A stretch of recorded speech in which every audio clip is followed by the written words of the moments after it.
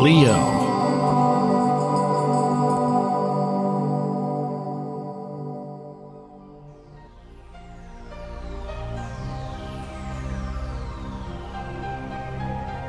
Hello Leo, this is your astrological forecast for November 2016 and I hope you're doing absolutely fantastic. Now, I can see how October for you.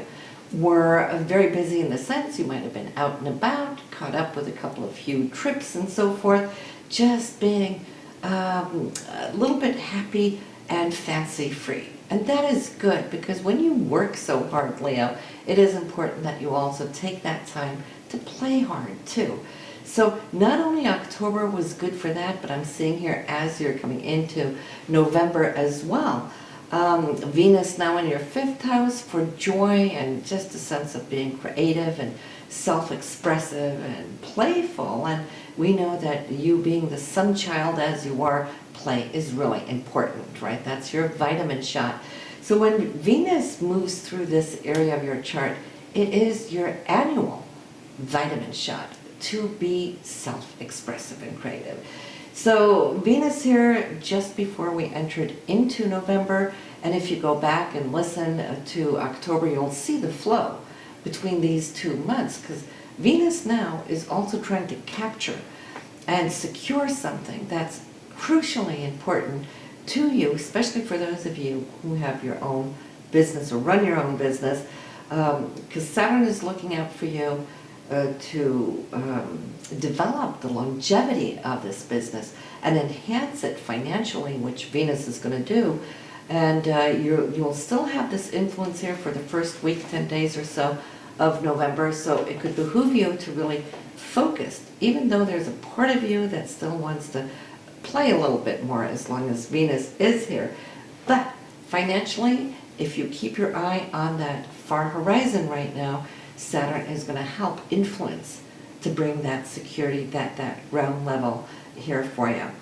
Mars and Pluto, they have here now in October too been quite intense with decisions that you've needed to look at in October.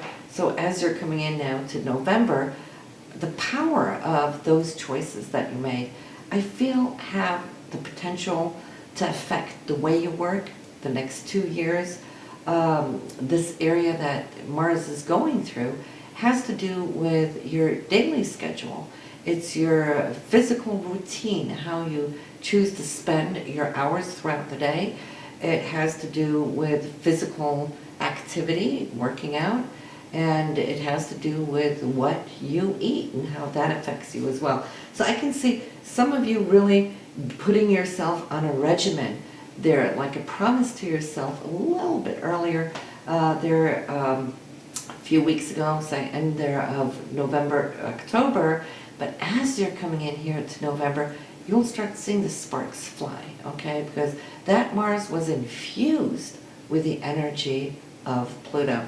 Won't be before another 2 years before you get this kind of send-off, right, with this energy that can actually keep you going for a long time. It's like really winding up that favorite toy, right? And then it just takes off. So that's you right now, Leo.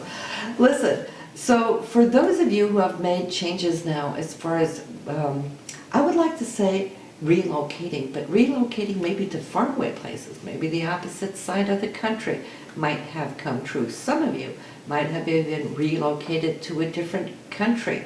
This is all because of that Uranus now that is transiting this area of your chart where there has been a need to step it up to make some crucial big changes, and that is because the underlying energy of this planet is wanting you to awaken yourself to higher consciousness. It's the ascension energy, and where you're feeling that have you come to a stage in your life where you've completed certain tasks. Now you want the freedom, and that's the key word, freedom, to explore who you are on different levels. So I'm seeing a whole lot of spiritual energy going on with many of you Leos, and I have a lot of you as personal clients going through this, and nice shout out to all of you out there, but you're doing really well. So let's talk a little bit about the moons before we get to the chart of the month of the calendar. We have the full moon here on the 14th, which for you will be in your career house. And how timely is that when we see all this energy going on here, right? So I can see how this area of your chart now being illuminated by this full moon.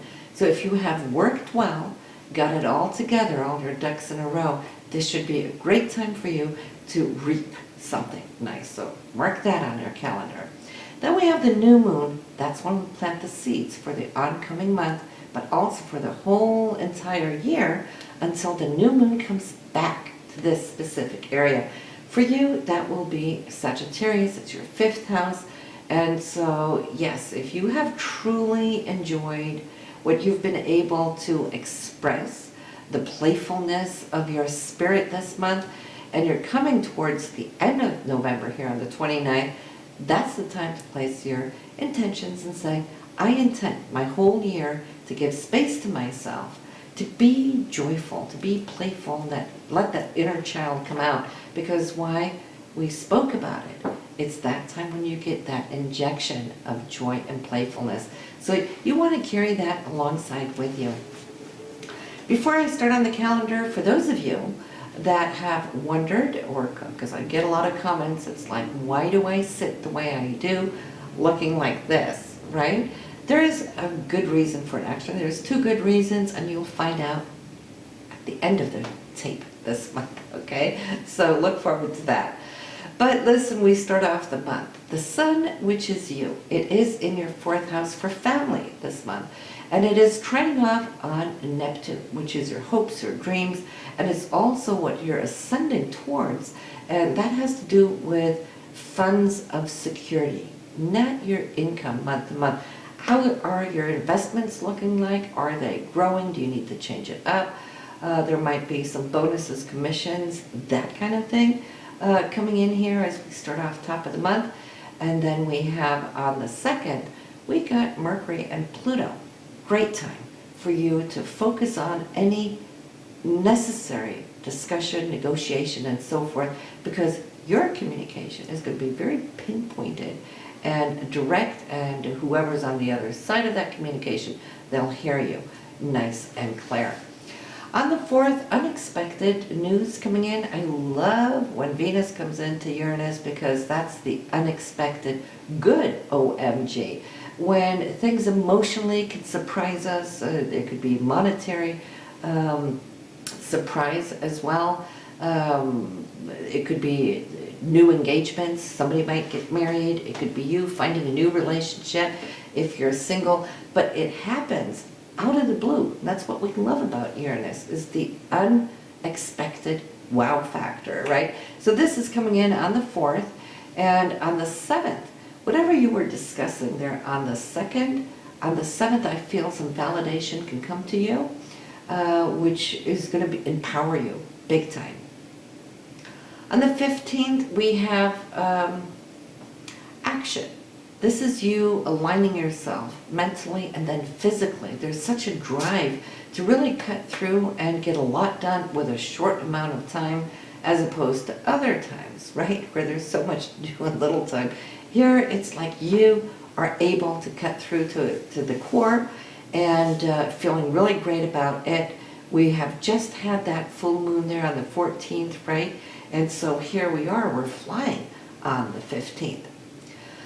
18th, be a little careful, listen really well to what is being said and who's saying what. Could be miscommunications on this day. It's just the alignment here of Mercury and Neptune, which under good aspects can be really inspirational. When they crash up against each other, well, then we have miscommunications.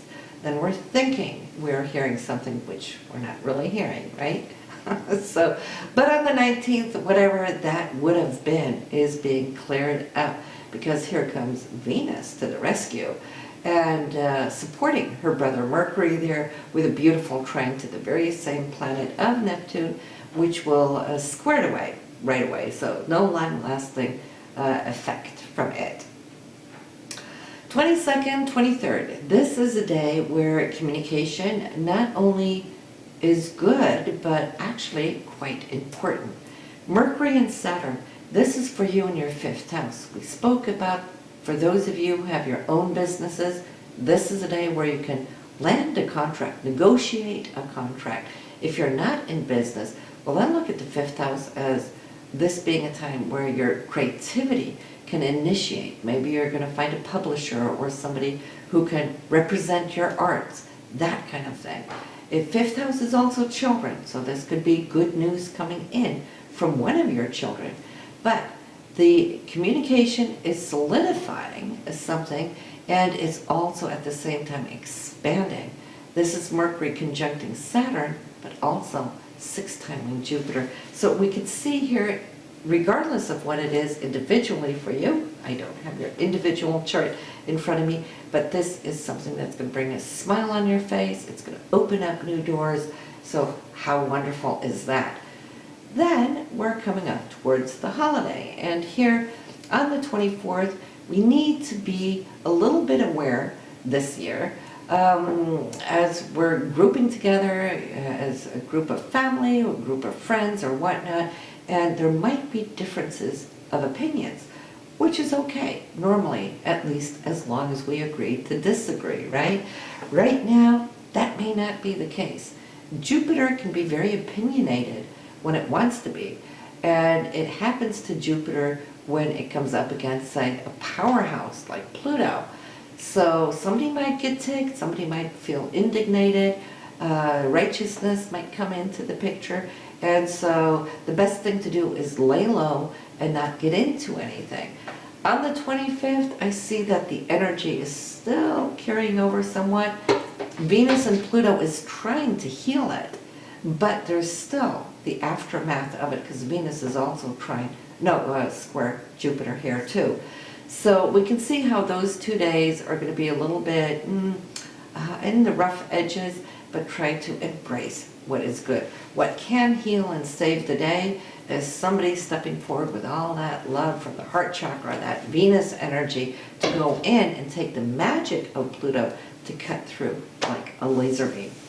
On the 26th, we have great news coming in. This could be a telephone, a text, or in-person communication, but with a little bit of surprising news. That is what Uranus is going to bring.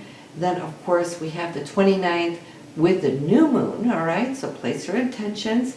And on the same day, though, we do have Venus and Uranus squaring off on one another. So there might be an unexpected situation. For example, and I'm just saying this as an example, say you have a date with somebody and then it gets blown off for whatever reason, and then have to reschedule. So something here in this schedule might just turn there throughout the day of the 29th. But don't be sad. We have the beautiful communication from Mercury and Uranus. So that's, as long as you're hearing the reasons for why, and maybe you're the one who has to call off something in the last moment. But as long as you give the reason for why, it should be good. And remember, we got the new moon also here this day, and it is in that area of joy, the 5th house, right? So we should be good, but now you can go straight to the end and listen to this fun ending this month. I'll see you in December. I know. Listen, I thought I would address the comments that you guys have had and speculated about over a long time, and that is, why do I look this direction and into the camera this way? It has a couple of reasons, and of course for me, I'm more all about the information rather than the camera, but just to let you know, I have 2 very important reasons for why I sit the way I do. For one, I want to keep in touch with you on the camera, but then I have my board here with the transits, the dates, and so forth, because not all that information is stored mentally. But there's a deeper reason, and that is the 3rd point. You, the board, and then the midpoint. Now, the midpoint for me is when I access the future, okay, when I put it together. And you can try this for yourself as well, because, see, if you look to the left, you're processing the past. That's where your memories go down memory lane. That's the past, that side of our brain. When we look to the right, we're accessing the future, right? That's where you go when you're speculating what will happen now in the future. You will go this direction with your eyes. So for me, I channel my information when I look in this direction. So for me, rather than sitting straight on, then it works for me. My information flows better. It's how I roll. Now, if I was to talk to you without thinking or considering the future, then I would look straight on like this, because then I'm just talking about the here and now, whatever, and looking at you. But as soon as I psychically start working, well, then I got to go like this to get that information in the future and download it from there. So that's why, no mystery, but now you know. See you next time.